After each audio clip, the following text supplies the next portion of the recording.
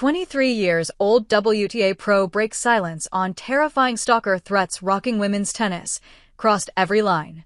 Sad as it is, Iga Swiatek might be navigating one of the toughest stretches of her young career, even though she's currently Germany's top tennis talent.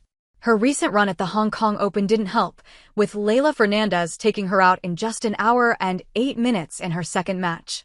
But what's more troubling is that the 23-year-old continues to deal with the darker side of being in the spotlight. After speaking publicly about the hate messages she's received, Iga Swiatek has now revealed even more disturbing encounters, this time involving stalkers. "I also recently had to deal with stalkers who had obtained the addresses of training grounds, hotels, and even the room numbers," she told the weekly German newspaper Die Zeit. "It's a jarring reminder of how vulnerable even top players can be, and just how much off-court pressure someone like Liz is forced to confront while trying to compete at the highest level. That crossed every line," she added.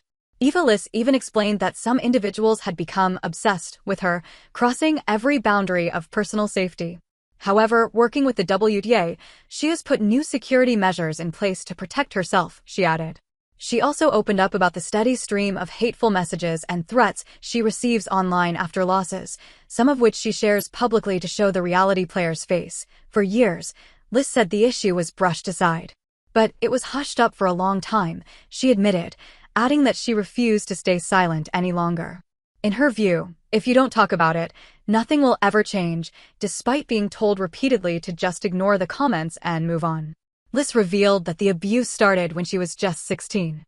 "After every defeat, 1,000 hate messages sent directly to my inbox," she said.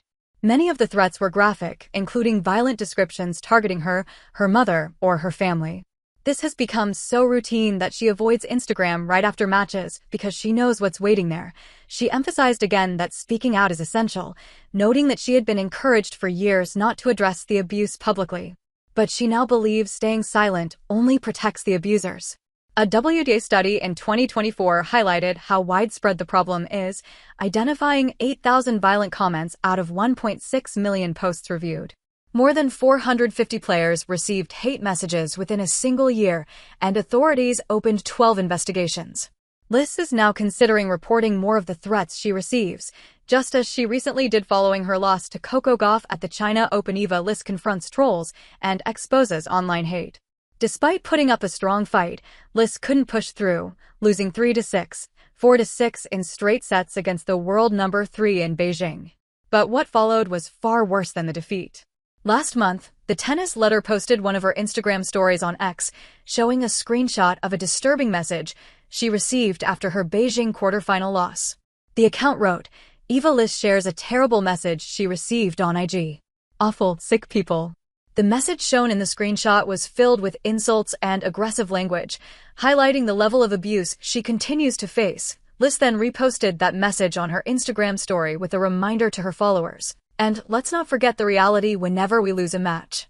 Sharing it wasn't just about defending herself, it was her way of showing fans what players deal with behind the scenes. Unfortunately, this kind of harassment is not new in tennis. Liz's experience mirrors what Naomi Osaka went through when she received a cruel message after posting a photo from the 2022 Tokyo Olympic torch relay.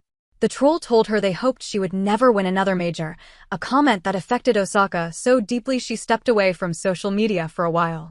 So, what more can tournaments and governing bodies do to ensure players like Iga Swiatek feel safe both online and off the court? What do you think?